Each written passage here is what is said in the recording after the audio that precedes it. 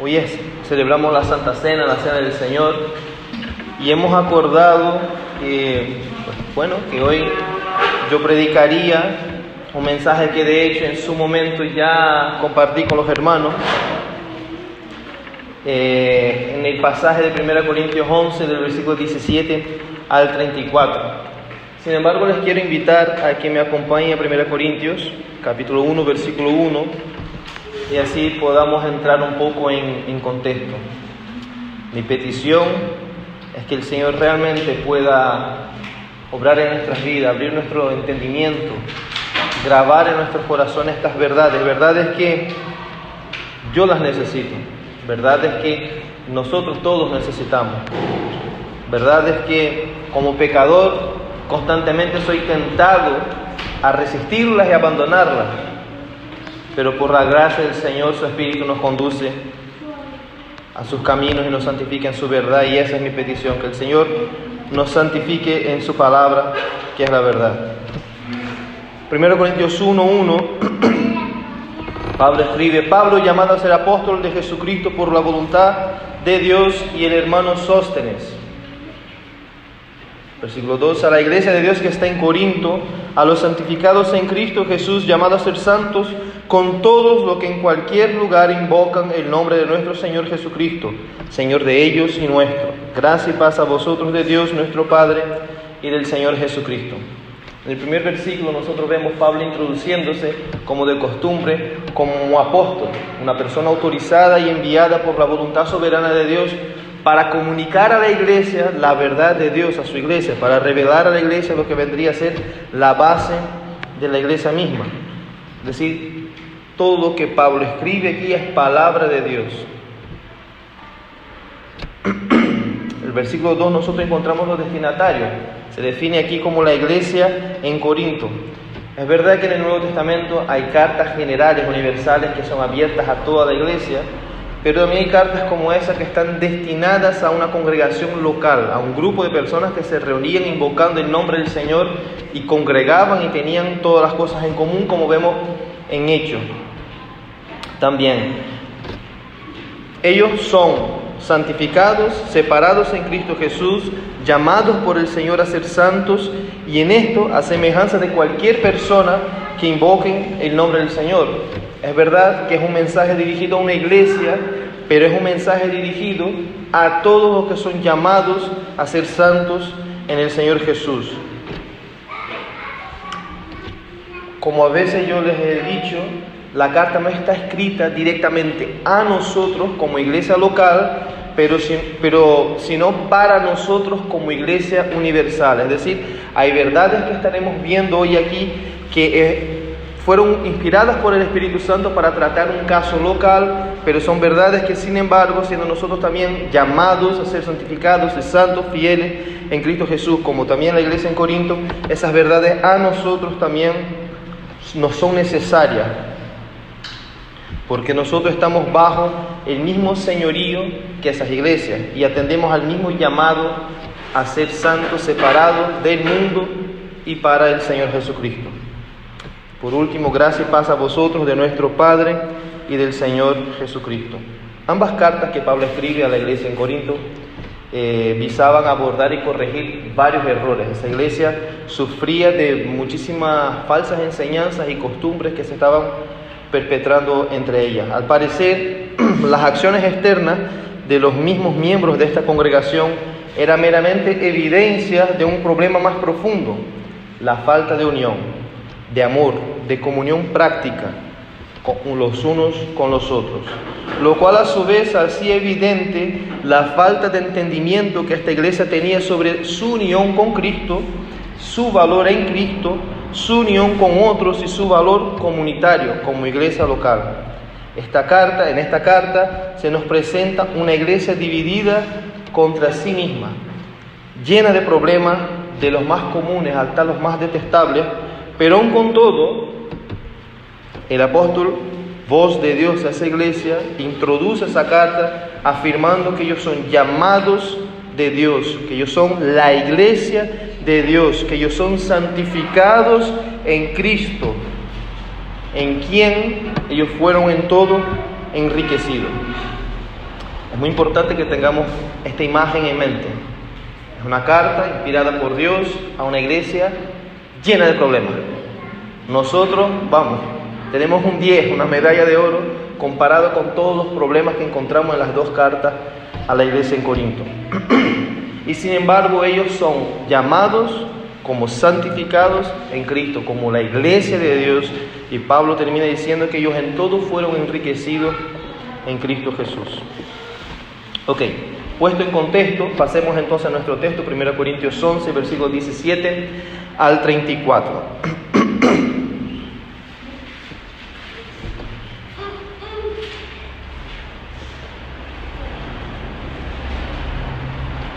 1 Corintios 11, del 17 al 34. Este texto es muy famoso por ser, quizás el más usado en la celebración de la Santa Cena, y también por su indebida interpretación y aplicación. Como es común en las cartas escritas por Pablo, él empieza por presentar un problema, algo que debe ser corregido, y luego él pasa a una base bíblica desde la cual él corrige este problema que estaba ocurriendo. Pablo también aporta, como de costumbre, de sus directrices pastoral para lidiar con dicho problema. ¿Sí? En este pasaje que vamos a leer veremos reprensión, advertencias y por fin las consideraciones finales. Lejos de lo que normalmente se entiende en este texto, esta porción de la palabra de Dios es una invitación a cultivar el amor fraternal y a celebrar unidos la salvación que nos fue ofrecida. Pasemos a leer entonces el texto, versículo 17. Dice: pero al anunciaros esto que sigue, no os alabo, porque no os congregáis para lo mejor, sino para lo peor. Pues en primer lugar, cuando os reunís como iglesia, oigo que hay entre vosotros divisiones, y en parte lo creo, porque es preciso que entre vosotros haya disensiones, para que se hagan manifiestos entre vosotros los que son aprobados. Cuando pues os reunís vosotros, esto no es comer la cena del Señor, porque al comer cada uno se adelanta a tomar su propia cena, y uno tiene hambre y otro se embriaga. Pues ¿qué? ¿No tenéis casa en que comáis y bebáis? ¿O menospreciáis la iglesia de Dios y avergonzáis a los que no tienen nada? ¿Qué os diré? ¿Os alabaré? En esto no os alabo, porque yo recibí del Señor lo que también os he enseñado, que el Señor Jesús, la noche que fue entregado, tomó pan, y habiendo dado gracias, lo partió y dijo: tomad, comed, esto es mi cuerpo que por vosotros es partido, haced esto en memoria de mí. Asimismo también tomó la copa después de haber cenado, diciendo: esta copa es el nuevo pacto en mi sangre, haced esto todas las veces que bebiereis en memoria de mí. Así pues, todas las veces que comiereis este pan y bebiereis esta copa, la muerte del Señor anunciáis hasta que Él venga. De manera que cualquiera que comiere este pan o bebiera esta copa del Señor indignamente, será culpable del cuerpo y de la sangre del Señor. Por tanto, pruébese cada uno a sí mismo y coma así del pan y beba de la copa, porque el que come y bebe indignamente sin discernir el cuerpo del Señor, juicio come y bebe para sí. Por lo cual hay muchos enfermos y debilitados entre vosotros, y muchos duermen. Si pues nos examinásemos a nosotros mismos, no seríamos juzgados, mas siendo juzgados somos castigados por el Señor, para que no seamos condenados con el mundo. Así que, hermanos míos, cuando os reunís a comer, esperaos unos a los otros. Si alguno tuviere hambre, come en su casa, para que no os reunáis para juicio. Las demás cosas las pondré en orden cuando yo fuere.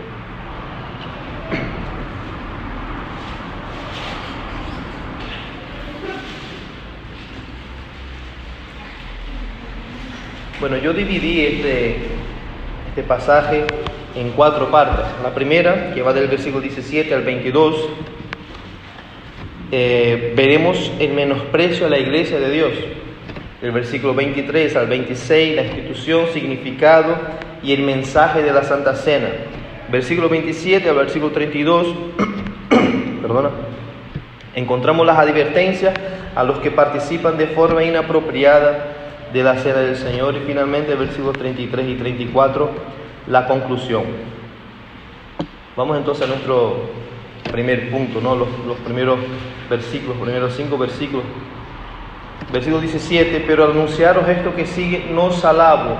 Este no os alabo se debe a que en el versículo 2 del mismo capítulo, Pablo empieza por alabar a la iglesia porque ellos observaban y no se olvidaban de las tradiciones que se les había enseñado. Entonces aquí encontramos una ruptura, digamos así, que Pablo, aunque sigue hablando del mismo tema, va a un nivel más profundo y quiere hacer un contraste. Por aquello les alababa, por esto no. Es decir, presten atención porque voy a tratar un problema muy serio. No que ya no estuviera tratando problemas, Corintios, las 2 cartas es tratar problemas todo el rato, sino que ahora, digamos que entra en un punto más serio, cobra más severidad lo que se va a tratar. Por lo tanto, Pablo empieza, pero anunciaros esto que sigue, no os alabo. ¿Y por qué no os alabo? Porque no os congregáis para lo mejor, sino para lo peor. En este texto, congregar y reunir es el término más importante, se repite muchas veces, tanto al principio como al final, tanto en la introducción de esa sección como al final en la conclusión de la misma. Esos términos, ellos refuerzan la idea de que esa carta se destina directamente a una iglesia local y no a la iglesia universal en todos los tiempos y lugares. Es decir, como dije al principio, estas verdades se aplican a nosotros como pueblo de Dios, pero fueron escritas a la iglesia local en Corinto. Versículo 18, pues en primer lugar, cuando os reunís como iglesia, una vez más la idea de iglesia local, o sea, no es que se estaban reuniendo para un asadero, no es que se estaban reuniendo para dar un paseo juntos, no es que era un campamento bíblico, se estaban reuniendo como iglesia, se está refiriendo a la reunión, a la celebración cúltica del pueblo de Dios reunido alrededor de la palabra de Dios como cuerpo local. Pues en primer lugar, cuando os reunís como iglesia, se reunían en el nombre de Jesús, se reunían bajo la identidad de Cristo, se reunían como llamados de Cristo, se reunían como separados del mundo, separados para Cristo. Implica reunirse como iglesia, lo que estamos haciendo hoy. Pues en primer lugar, cuando os reunís como iglesia, oigo que hay entre vosotros, y aquí va una pregunta, ¿vosotros quién? La iglesia local. Que hay entre vosotros, no se estaba refiriendo vosotros a la iglesia en Roma, vosotros a la iglesia en Jerusalén, vosotros, la iglesia en Corinto, los destinatarios de esa carta. La idea de que se escribe a una iglesia local es muy, muy importante para que entendamos lo que el texto quiere decir. Hay entre vosotros divisiones, facciones, separaciones, rotura. Y en parte lo creo, versículo 19, porque es preciso que entre vosotros haya disensiones. Esa palabra disensiones puede ser traducida, implica la idea de sectarismo, herejía, falsas enseñanzas. Y es interesante que Pablo, apóstol del Señor Jesucristo, por la voluntad de Dios, como en la introducción vimos, o sea, voz de Dios a esa iglesia, voz de Dios a nosotros hoy, afirma que era necesario que eso ocurriera, que era necesario que hubiera disensiones. Y está aquí la finalidad. ¿Cuál es la finalidad? Para que se haga manifiesto entre vosotros los que son aprobados, para que se haga visible, para que se haga evidente los que son genuinos, auténticos. Las divisiones en las iglesias, cuando la verdad de Dios es la razón de esa división, es necesario. Nosotros rogamos en concordancia a lo que vemos en Juan 17, Señor, santifícanos en tu verdad. Tu palabra es la verdad. Recordar que santificar es separar del uso común para un uso propio para el Señor. Cuando pedimos al Señor que nos santifique, estamos pidiendo al Señor, quita de en medio de nosotros todo aquello que no concuerda con tu voluntad. Entonces es normal que en la iglesia del Señor a lo largo de los siglos ha habido muchas divisiones. Somos testigos de eso aquí mismo donde vivimos. De hecho, nosotros, de cierto modo, somos resultado de varias divisiones, movidas por un deseo de seguir la voluntad del Señor. Así que, hermanos, cuando vemos una división que ocurre, no por capricho, no por orgullo, no por opiniones de hombres, sino por un celo verdadero por la palabra de Dios, glorifiquemos al Señor, porque el Señor está edificando su iglesia, el Señor está santificando su iglesia, el Señor está cumpliendo su palabra.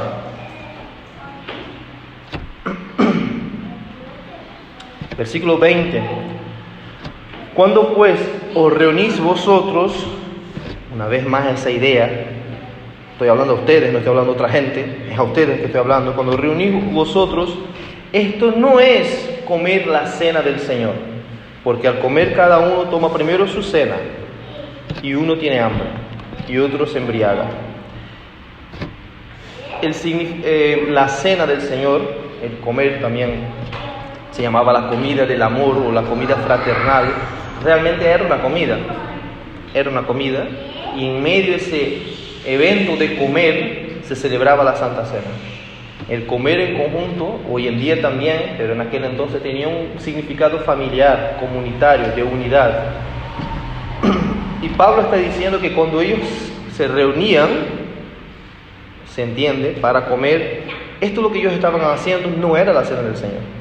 Seguramente eso fue de sorpresa para muchos de ellos, ¿no? Seguramente los que organizaban todo aquel evento, al recibir esa carta, dicen, ¿cómo que no es la Cena del Señor? Si estamos haciendo lo que nos enseñaste, ¿no? Partir el pan, comer todo el mundo aquí juntos. Y Pablo dice, no, esto no es comer la Cena del Señor. Y da la razón del por qué, versículo 21. Porque al comer cada uno toma primero su cena, y uno tiene hambre y otro se embriaga. Cuando la Santa Cena, cuando la Cena del Señor, cuando el pueblo de Dios se reúne para la comunión, y no lo hace con su carácter comunitario, con su carácter fraternal, de unión a Cristo y unos con otros, sea lo que estén haciendo, ya pueden poner vídeos, canciones, florecitas, da igual, no es la Cena del Señor, es cualquier otra cosa, pero no es la Cena del Señor. Y aquí se manifiesta este abuso de la cena justamente en eso. El carácter corporativo fue sustituido por un individualismo egocéntrico, lo que deforma y destruye el significado y el mensaje grabado por el mismo Señor Jesús en la Santa Cena. Es interesante cuando dice uno tiene hambre, realmente la palabrita que está utilizada ahí implica pasar hambre, estar hambriento, sentir punzada de dolor por el hambre. Algunas evidencias históricas también de los escritos a la iglesia de Corinto nos traen evidencias de que probablemente, muy posiblemente, la ciudad entera o parte de la población estaba pasando por un momento de muchas privaciones económicas que incluían hambruna. Muchas personas estaban pasando realmente hambre en ese contexto. Y la iglesia de Corinto era una iglesia que estaba mezclada, había gente de todas las esferas de la jerarquía social, había personas con mucho dinero y había esclavos, ¿sí? Entonces, para muchos cristianos, la ocasión de la Cena del Señor, de esa comida comunitaria, podría significar el comer una comida digna, comer de verdad durante mucho tiempo. Esa era la oportunidad que tenían de realmente comer. Pero se daba el caso que unos se abalanzaban y comían y bebían como unos locos y otros pasaban hambre. Otra posibilidad de entender lo que Pablo quiere decir aquí, que no contradice pero complementa, es que al igual que hacemos nosotros, cada cual aportaba a la cena del Señor algo. Obviamente el esclavo, el que está muriéndose de hambre en la calle, no tiene que aportar, pero el rico, el que tiene abundancia, tiene mucho que aportar y de calidad además. Y se explica que posiblemente el texto lo que nos está diciendo es que yo traigo un solo mío, me lo como yo solo, tú quita para allá. Yo traigo el mejor vino y yo me lo bebo solo, tú vete por ahí, no sé, búscate la vida. Unos se llenaban, aquí como dice el texto, porque al comer cada uno toma primero su propia cena, lo que trae, de forma egoísta, esto es mío. Es como si fuéramos a comer en un centro comercial, yo no te conozco, esa mesa es mía, esa comida es mía, tú comes de lo tuyo, ¿sí? Lo cual es totalmente contrario al sentido comunitario, corpóreo, de reunirse como iglesia. Demuestra egoísmo, egocentrismo, desdén por el prójimo. Contradice el Evangelio mismo, contradice el sentido de la Santa Cena. Podemos imaginarnos la situación, ¿no? es realmente dramática, las personas abalanzándose, atropellándose unos a otros por comer, con glotonería, con egoísmo, con incluso violencia, resultando al final que unos, imagínense, en la reunión de la iglesia del Señor terminaban borrachos y otros seguían pasando hambre. Es realmente una imagen triste, una imagen desgarradora. La problemática entonces se nos es presentada. La iglesia no se estaba congregando para lo bueno, la iglesia no se estaba reuniendo para lo mejor, sino para lo peor.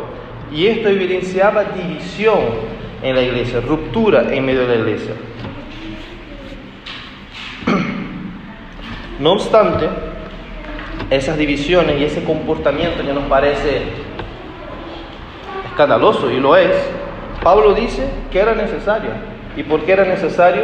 Era providencial, porque entonces quedaba evidente los que eran aprobados, genuinos cristianos en medio de la iglesia. Por último, en estos versículos que hemos leído, el autor, en forma de pregunta retóricas, afirma que este hecho de ser egoísta, ese hecho de abalanzarse sobre la comida y menospreciar la necesidad del prójimo, lo que demostraba realmente era un menosprecio activo, un desdén hacia la iglesia de Cristo. Dice el texto: ¿pues qué? ¿No tenéis casas en que comáis y bebáis?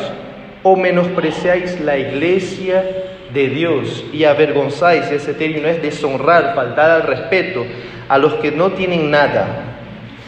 ¿Qué os diré? ¿Os alabaré? En esto no os alabo. El hecho de no, de forma práctica, ejercer la comunión cristiana, el interés por la necesidad del prójimo, demostraba un desdén por la iglesia del Señor. Y por ende, la iglesia del Señor, que es, hermanos, el cuerpo de Cristo, ¿sí? Por ende, un desdén, un menosprecio al mismo Cristo, a la cabeza de la iglesia. Entonces Pablo, para corregir ese error, como suele hacer, retrocede a las Escrituras. No nos trae nada nuevo, sino que Dios lo usa para darnos luz sobre lo que ya no se nos ha revelado anteriormente. Y aquí tenemos los versículos 23 al versículo 26, la institución, el significado y el mensaje de la Santa Cena. Versículo 23, aquí ya empieza con tono de explicación, porque yo recibí ese, porque justamente decía, mira, estoy diciendo que eso está mal por lo que voy a decir a continuación, porque yo recibí, y ese recibir es, no les estoy diciendo algo como lo he inventado, me lo saqué de la chistera, yo recibí directamente del Señor, de forma formal, lo que yo les pasé es una enseñanza autorizada por el Señor de la iglesia, por el amo y soberano gobernador de la iglesia. Porque yo recibí del Señor lo que también os he enseñado, os he transmitido, que el Señor Jesús, la noche que fue entregado, tomó pan y habiendo dado gracias, lo partió y dijo: tomad, comed, esto es mi cuerpo que por vosotros es partido, haced esto en memoria de mí. ¿Qué estaba haciendo el Señor Jesús? Nosotros hemos escuchado y acompañado la lectura congregacional hoy en Mateo 26, ¿verdad? Que nos introduce realmente qué es lo que estaba ocurriendo. Cuando Jesucristo se reunió a tomar la cena con los apóstoles, ¿realmente qué estaba haciendo? Celebrando la Pascua, la fiesta de los panes sin levadura. En Éxodo 12,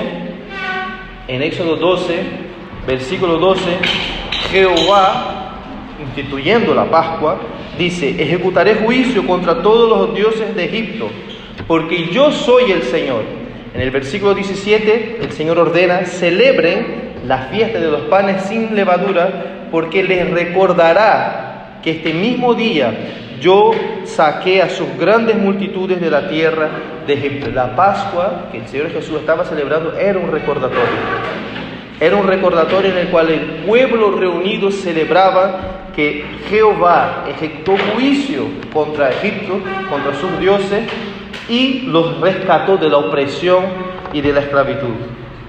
En aquel día Israel sacrificó una multitud de corderos, los comieron asado y cogieron la sangre, lo que ya todos conocemos, rociaron sobre los marcos de las puertas, y esto era el sello de que ese era el pueblo de Dios y que el juicio de Dios no caería sobre ellos. Esa sangre era la garantía que ellos estaban libres de la ira, del castigo que caería sobre los egipcios.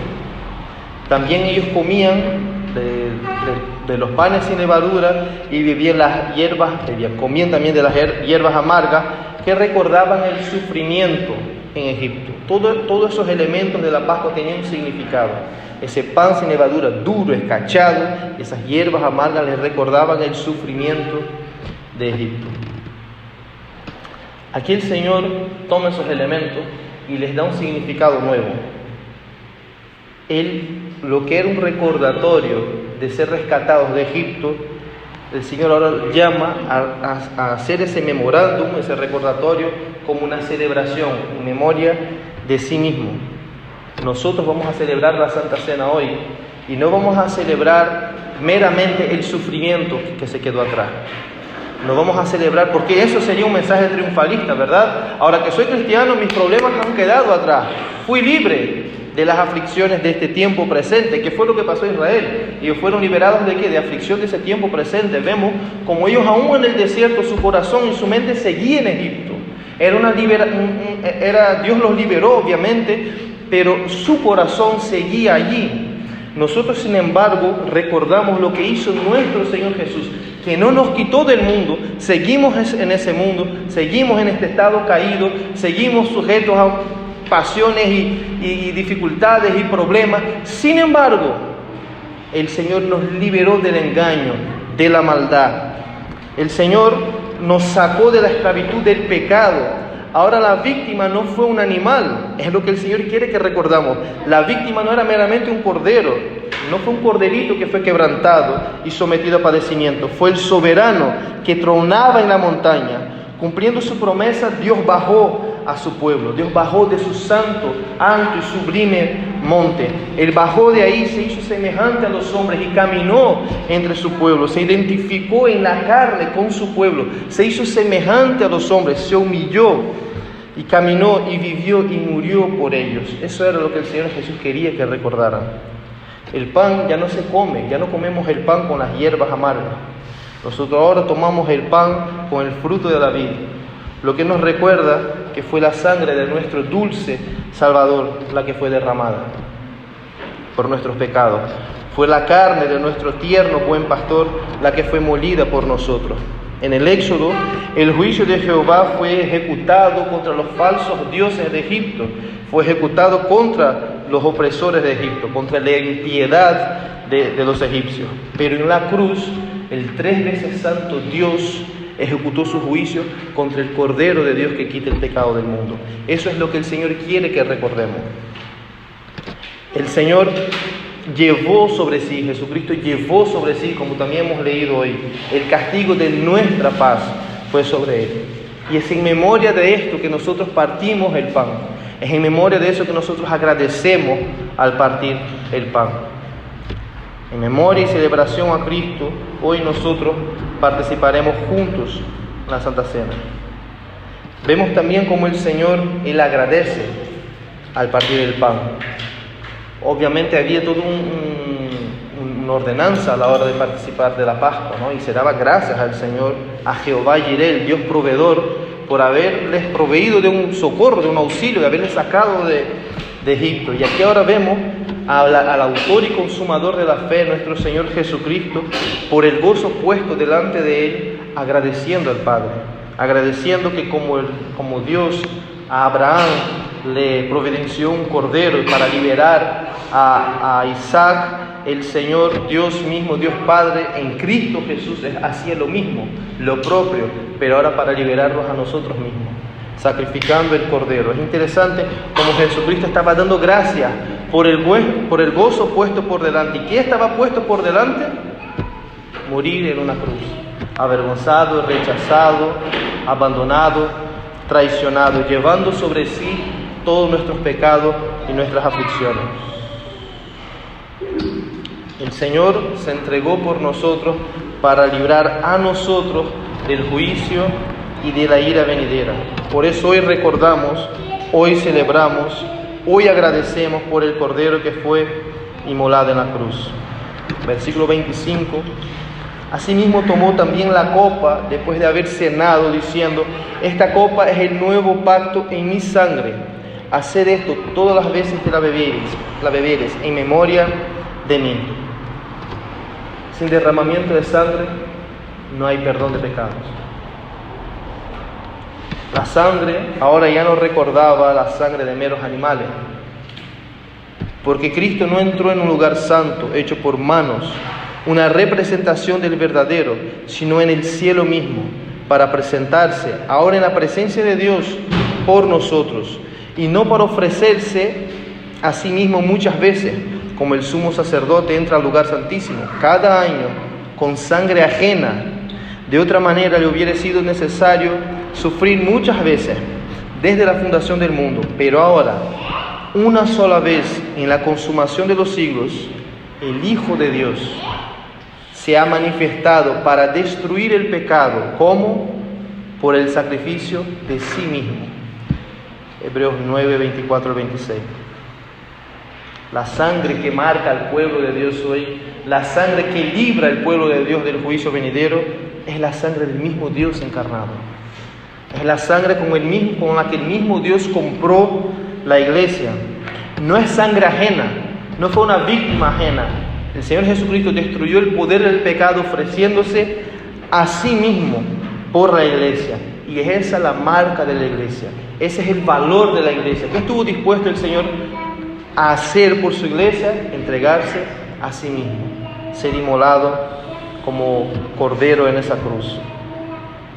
Esta sangre, dice el Señor Jesús, es el sello de la promesa. En Jeremías 31, 34, también en Hebreos 8, 12, 1 al 12, vemos el siguiente texto. He aquí, vienen días, declara el Señor, en que haré con la casa de Israel y con la casa de Judá un nuevo pacto. No como el pacto que hice con sus padres el día que los tomé de la mano para sacarlos de la tierra de Egipto.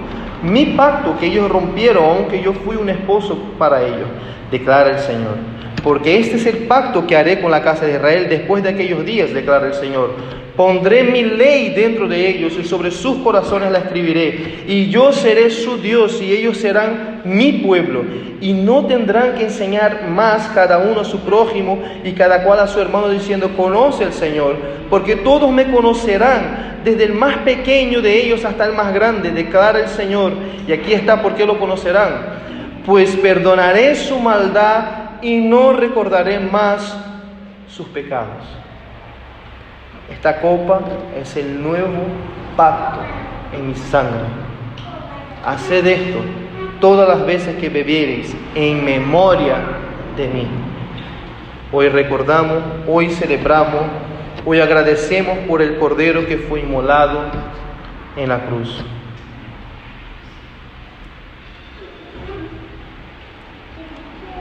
Versículo 26 dice, porque todas las veces que coman este pan y beban esta copa, proclaman la muerte del Señor hasta que Él venga. En la Santa Cena nosotros predicamos de forma gráfica el Evangelio, el mensaje de que el inocente Hijo de Dios murió por los pecadores, el justo por los injustos, para presentarnos ante Dios Padre, el justo y santo Dios del universo, sin manchas y sin arrugas en el día de su venida. Hoy nosotros recordamos, hoy nosotros celebramos, hoy agradecemos por el Cordero que fue inmolado en la cruz, pero que resucitó y volverá a rescatar su iglesia. Hace mucho tiempo nosotros, estudiando la confesión de fe, como dijo nuestro hermano Ayose, que es una bendición para nosotros, nos ayuda, nos unifica, nos dirige en un solo sentido. Rescaté de este estudio que en su momento compartí con ustedes lo siguiente. El mensaje de la Santa Cena es el siguiente: el sacrificio de Cristo es la única propiciación, único pago suficiente aceptado por Dios por todos los pecados de los elegidos, pecados pasados, pecados presentes, pecados futuros. Pecados que cada uno de ustedes practicaron en el pasado, pecados que cada uno de ustedes están practicando hoy, ahora mismo, pecados que ustedes practicarán en el futuro. Solo el sacrificio de Cristo es suficiente.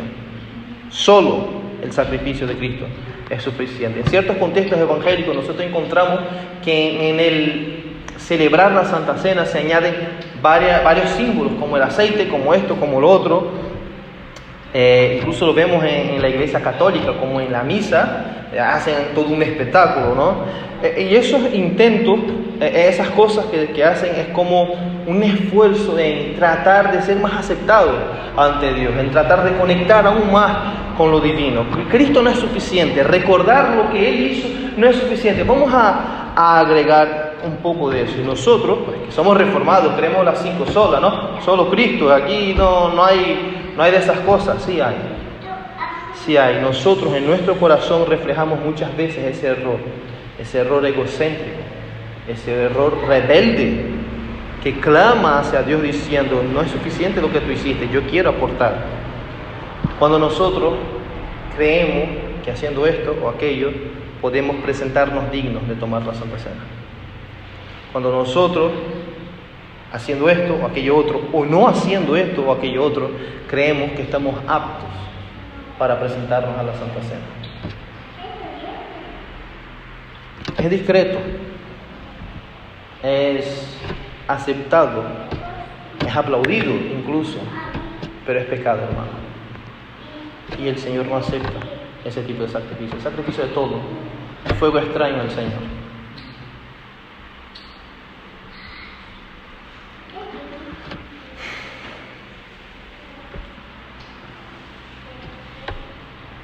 Pastor David, hablando sobre ese tema hace bastante tiempo, dijo que clasificó ese comportamiento como trucos espirituales que intentan de algún modo lavarnos de nuestra culpa. Cuando lo que deberíamos realmente hacer es agradecer y descansar en la suficiencia de Cristo. Muchas veces nos confundimos, hermanos, con el texto de Mateo 5, versículo 20 al 26, que es cuando tienes una ofrenda y te vas delante del altar para prestarla, pero tu hermano tiene algo contra ti, deja la ofrenda, arréglate con él, y luego ven y ofrece tu ofrenda. La cuestión es, no tiene nada que ver un texto con el otro. En un texto, el de Mateo, uno se presenta ante el altar a ofrecer algo a Dios. En el otro texto, en la institución de la Santa Cena, es Dios presentándose a la iglesia, ofreciéndose. Por lo tanto, hermanos, no se confundan, no se engañen. La Santa Cena no es algo que tú estás ofreciendo al Señor. ¿Qué vas a ofrecer hoy aquí? Nada. Sino tu gratitud es todo cuanto puedes ofrecer. La Santa Cena nos recuerda lo que somos, mendigos con la mano extendida, esperando recibir el pan y el vino, el cuerpo de Cristo, la plenitud del cielo dada a nosotros. No nos confundamos, una cosa es una cosa y otra cosa es otra cosa. Infelizmente mezclamos los textos y pecamos. Pecamos porque no conocemos las Escrituras, pecamos porque no nos aferramos a lo que dice el Señor. En la Santa Cena, Dios, el Dios soberano lleno de gracia, nos sirve a nosotros. ¿Y qué es lo que nos sirve? Todo lo que Él es. Nuestro suficiente y perpetuo Salvador. En la Santa Cena no ofrecemos, celebramos lo que hemos recibido. Recordamos a aquel quien se ofreció como sacrificio vivo y agradable por cada uno de nosotros.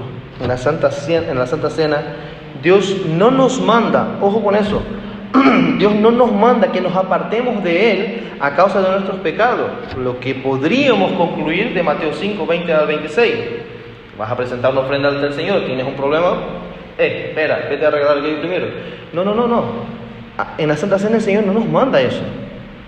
Al revés, en la Santa Cena el Señor nos invita a participar recordando lo siguiente, Hebreos 4, 14, recordando que tenemos un gran sumo sacerdote que trascendió, traspasó los cielos, Jesús, el Hijo de Dios. Retengamos nuestra fe, porque no tenemos un sumo sacerdote que no pueda compadecerse de nuestras flaquezas, sino uno que ha sido tentado en todo como nosotros, pero sin pecado. Gloria al Señor. Por tanto, acerquémonos con confianza al trono de la gracia para que recibamos misericordia y hallemos gracia para la ayuda oportuna. Hermano,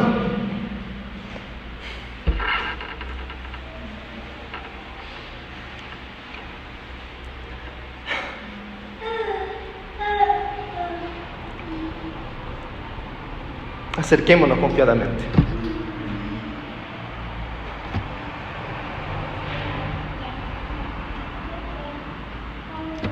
Como les he dicho en otra ocasión, el trono de la gracia está abierto para desgraciados.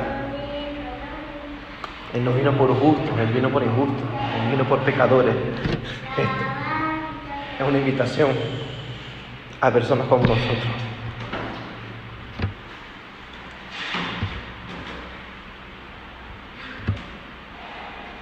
En la Santa Cena del Señor recordamos que nosotros hemos sido justificados por la fe. Y por ello, hermanos, tenemos paz para con Dios, por medio de nuestro Señor Jesucristo, por medio de quien también hemos obtenido entrada por la fe a esta gracia, en la cual estamos firmes y nos gloriamos en la esperanza de la gloria de Dios. Porque mientras aún éramos débiles, a su tiempo Cristo murió por los impíos, porque a duras penas habrá alguien que muera por un justo, aunque tal vez alguno se atreva a morir por el bueno.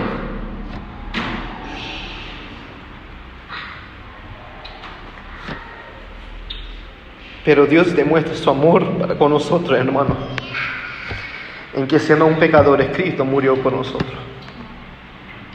Entonces, mucho más, habiendo sido ahora justificados por su sangre, seremos salvos de la ira de Dios por medio de Él, de Cristo. Porque si cuando éramos enemigos fuimos reconciliados con Dios por la muerte de su Hijo, mucho más, habiendo sido reconciliados, seremos salvos por su vida. Y no solo esto, sino que también nos gloriamos en Dios por medio de nuestro Señor Jesucristo, por quien ahora hemos recibido la reconciliación. Y es esto lo que celebramos en la Santa Cena, hermano. No es nuestra suficiencia, no es limpiarnos a nosotros mismos. Es lo que Él hizo, es que Él llevó sobre sí. Y esto Pablo ya había enseñado a la iglesia en Corinto, ya había enseñado. Él dice: yo ya les enseñé lo que recibí del Señor.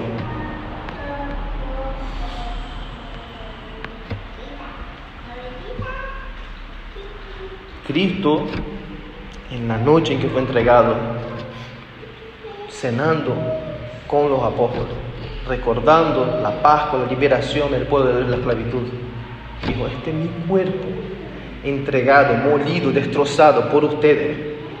Este es mi sangre del nuevo pacto, la garantía que ustedes tienen entrada, libre acceso en la presencia del Rey de Gloria. Es mi sangre.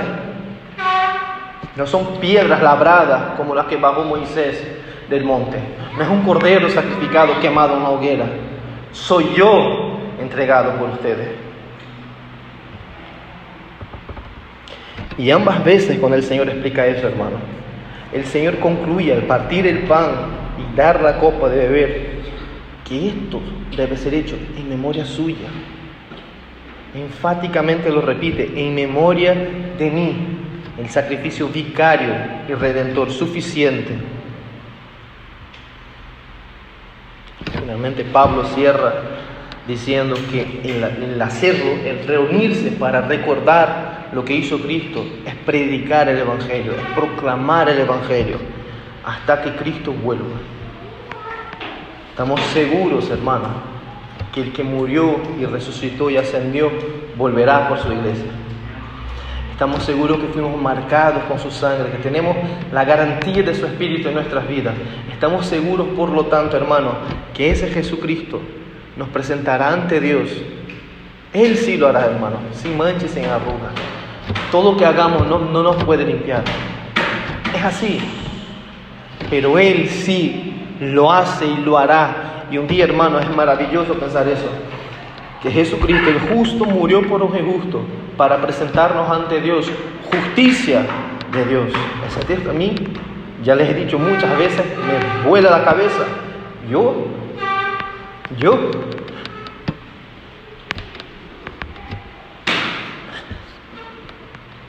solo un Dios infinito y lleno de gloria y de poder puede ser algo así. Presentar a personas como nosotros, llenos de pecado, llenos de inmundicia, presentarnos a nosotros ante el triple santo Dios, justo juez del universo, como justicia misma de Dios. Gloria al Señor. Aleluya. Una vez de haber de haber explicado el mensaje de la Santa Cena, lo que implica, lo que significa la Santa Cena, Pablo advierte a la iglesia de la forma inapropiada de participar de la Santa Cena. Versículo 27, él concluye su explicación diciendo, de manera que cualquiera que comiere este pan o bebiere esta copa, es decir, que participe de la Santa Cena, indignamente, y esta palabra significa de una manera inapropiada, de una manera no merecida, será culpable del cuerpo y de la sangre del Señor. Es decir, serán culpables de ser los mismos asesinos del Señor Jesús. Por tanto, pruébese cada uno a sí mismo, obsérvate, examínate, revisa cuidadosamente tu corazón y no tomen de la Santa Cena. Dice eso el texto. ¿Qué dice el texto? Versículo 28. Pruébese cada uno a sí mismo y coma así del pan y beba de la copa. Hermanos, eso es una invitación a pecadores. Eso no es un mérito a los santos justos. Es una invitación a pecadores a que miren a aquel que fue alzado por sus pecados. Por tanto, pruébese cada uno a sí mismo y coma así del pan y beba de la copa. La cena del Señor es para ser disfrutada y realizada en el ámbito de la iglesia local, de forma comunitaria, pero la responsabilidad de escudriñarse es individual. El Señor nos llama a escudriñarnos, a examinarnos, a constatar nuestras motivaciones, hermano. Hoy vamos a tomar la Santa Cena. ¿Te sientes seguro de tomar? ¿Por qué te sientes seguro? Eso es lo que la palabra está apuntando. ¿Qué te lleva a creer que tú puedes tomar la Santa Cena hoy? Es que tuviste una buena semana, no dijiste palabrotas, no te peleaste con tu pareja, respetaste las señales de tráfico. Si estás haciendo eso, es indigno lo que vas a hacer. Examina tu corazón. No te acerques aquí a la Santa Cena del Señor, a la celebración de lo que hizo el Hijo de Dios con tus méritos, porque esto es nada delante del Señor. Este es hojarasca y será consumido. Tú pecas contra Dios, pecas contra tu prójimo, pecas contra ti mismo todo el tiempo. Desiste, no te acerques a la cena del Señor con tus méritos, porque no sirven, no valen de nada. Eso es responsabilidad tuya examinar. Examina tu corazón. ¿Por qué te estás acercando confiado a la Santa Cena? ¿Porque confías en Cristo o porque confías en tus méritos? Examínate si estás participando de la cena del Señor para lo que es bueno, como el versículo 17 apuntaba, obedeciendo el significado y el mensaje que el Señor ha plasmado en la celebración de la cena del Señor. Versículo 26. Y entonces, después de examinarte, coma del pan, beba de la copa. No dice que si te examinas y encuentras un fallo, no comas y no bebas. Dice, examínate, come y bebe.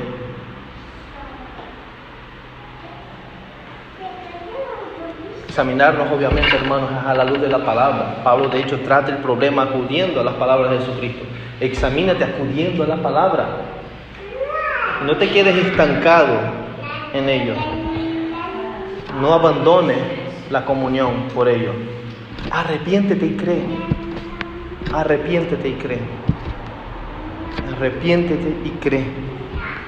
Versículo 29, porque el que come y bebe, el que toma parte, quienes participan indignamente, esto es, y aclarará ahora, si quedó duda que es tomar indignamente, ahora lo aclara, porque el que come y bebe indignamente, y esto es sin discernir el cuerpo del Señor, juicio y come para sí. No dice, ojo, veamos lo que dice el texto y lo que no dice el texto.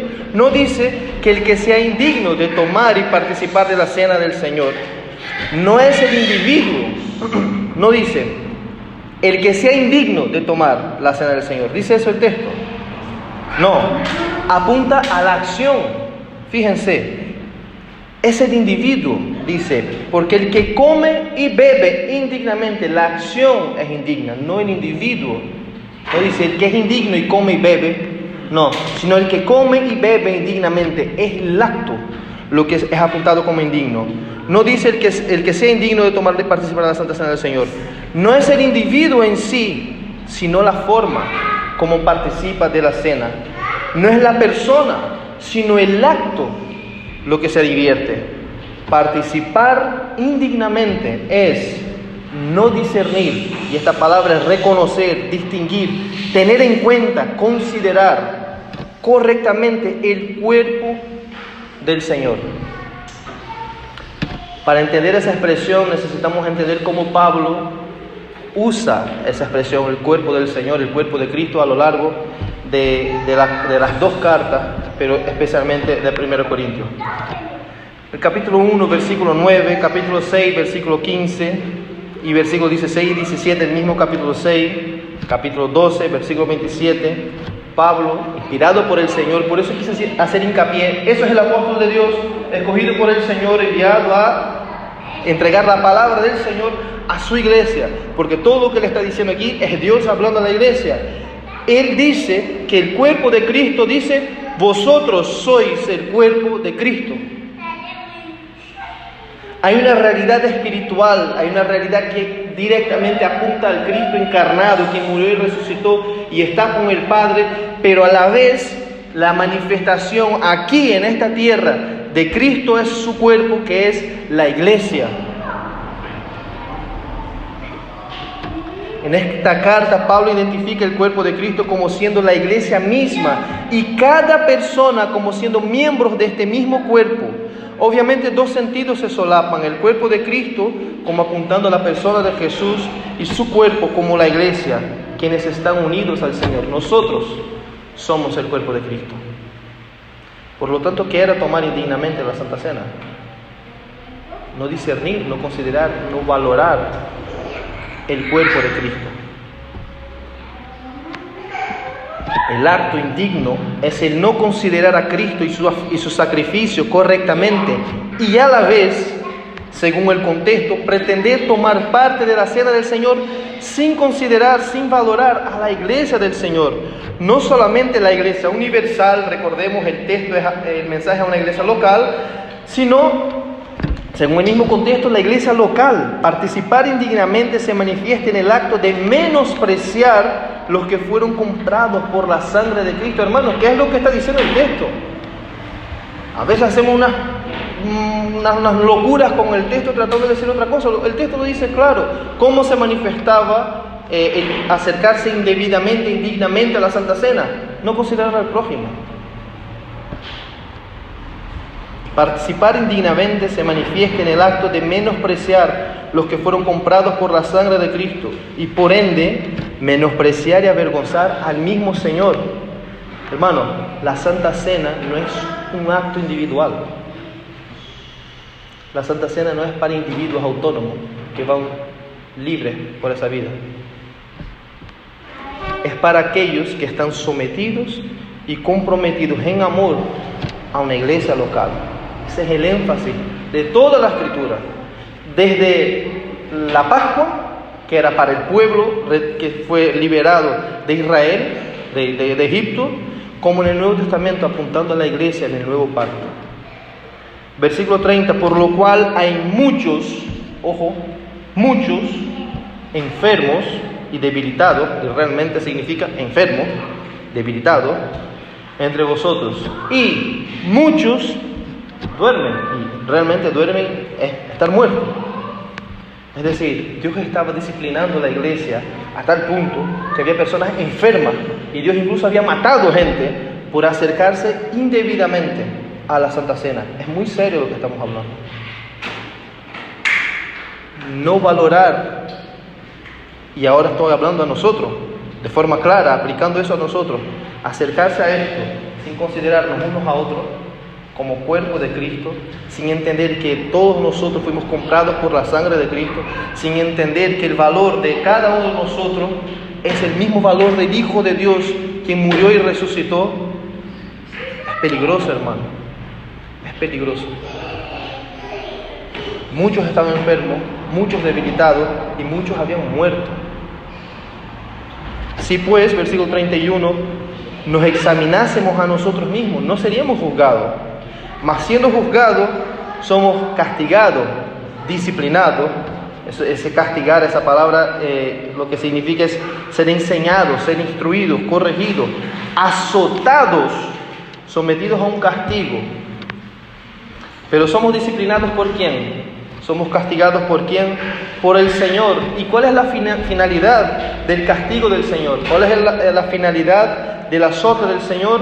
Para que no seamos condenados con el mundo. Para que no seamos condenados con aquellos que no tienen la marca del Cordero sobre ellos. Aquellos que no fueron comprados, los que no son elegidos. Aquellos que son rebeldes y siguen su rebeldía. El Señor incluso está dispuesto a matar a una persona para salvarle. ¿Qué amor es ese, hermano? Y gloria al Señor por su disciplina. Gloria al Señor porque Él va hasta las últimas consecuencias para salvar a los suyos, para garantizar que estarán con Él eternamente, glorificando y exaltando y disfrutándole a Él. La disciplina del Señor es un acto de amor. Quienes participan de la comida sagrada de forma indigna son culpables de la muerte de Cristo. Al apuntar a una forma indigna de tomar la Santa Cena, Pablo se refiere al hecho de que a tomar los elementos algunos no disciernen el cuerpo de Cristo. Esto implica castigo divino sobre quienes llevan a cabo este error, consecuencias que van desde las enfermedades hasta la misma muerte. Dicha disciplina divina no tiene por fin rechazar y desechar a quienes incurren en este error, sino corregirlos cuidadosamente, como se está a que se dispongan a tomar de la Santa Cena como es debido, para no condenarlos a ser destruidos juntos con el mundo. Y fíjense que el apóstol termina cuidadosamente, con amor, con cariño, llamando a que se examine y tomen la Santa Cena. Versículo 34, la conclusión y las directrices finales de Pablo.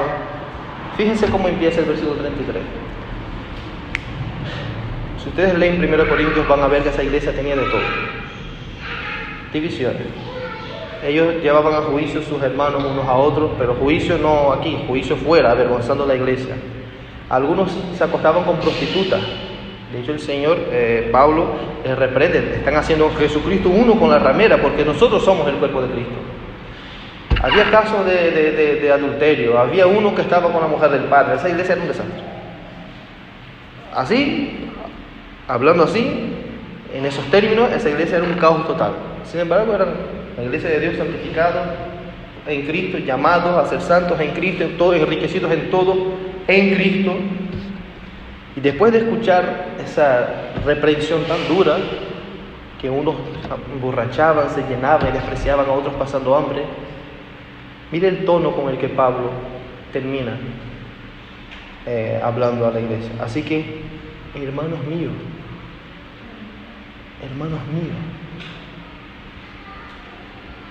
cuando os reunís a comer, a partir la cena del Señor, esperaos los unos por los otros. Es decir, consideren los unos a los otros. Practiquen la comunión que tenemos en Cristo. Amen los unos a los otros. Consejo práctico: tienes mucha hambre y no aguantas comer con los demás, come en tu casa. Fíjate, es tan simple, hermano, es tan simple. Es decir, si tienes mucha hambre, no comas en la iglesia. No. Dice, hermano mío, considera al prójimo. Y si tienes hambre, prepárate para la Santa Cena, come en tu casa. Eso nos ayuda a también pensar en cómo nos estamos preparando para estar aquí en el día de la Santa Cena. ¿Qué medidas estamos tomando para que podamos quitar de medio todo impedimento que nos quite el verdadero sentido de lo que vamos a hacer? ¿Cómo nos preparamos? ¿Cómo preparamos nuestra semana? ¿Cómo preparamos nuestro mes? Y no estoy hablando de que te limpies de pecado y que estés ahí, no. Estoy diciendo, realmente te preocupas en el momento de la Santa Cena poder estar en plena comunión con los hermanos, dispuestos a recordar lo que Cristo ha hecho. Si alguno tuviera hambre, come en su casa, para que no os reunáis para juicio, para lo que Dios ha puesto como bendición no termine siendo algo que represente maldición, condenación para tu vida. Termine diciendo, las demás cosas las pondré en orden cuando yo fuere. De forma directa pero amorosa, Pablo reafirma la hermandad de los destinatarios. Son sus hermanos. Hermanos, somos hermanos. Hermanos, somos miembros de un mismo cuerpo. Hermanos, somos miembros del cuerpo de Cristo. Hermano, yo tengo un montón de pecados. Hermano, ustedes tienen un montón de pecados. Aun con todo, todos fuimos enriquecidos en todo y no nos falta nada en Cristo Jesús. Somos hermanos unos de los otros y debemos considerar unos a los otros en la Santa Cena. Es súper interesante, ¿no? Y es algo muy normal y muy intuitivo cuando pasamos a tomar la Santa Cena. Es que como nos encerramos en nuestra burbuja, no. Y vamos al Señor a disfrutar del Señor y a meditar en lo que hizo el Señor Jesús, ¿no? Y es una manera de no considerar al prójimo. Es una manera de no considerar, de no preocuparse que el otro también esté disfrutando de ese banquete. La Santa Cena es algo comunitario. Somos todos llamados a disfrutar en conjunto de la cena del Señor, de forma corporativa. Pablo termina advirtiendo contra el individualismo, el egoísmo, que era el problema en cuestión, que era lo que se manifestaba en el abuso de la cena del Señor. Así que, hermanos, nosotros hoy que nos disponemos a tomar la Santa Cena, recordemos a Cristo en ese momento. Recordemos a Cristo.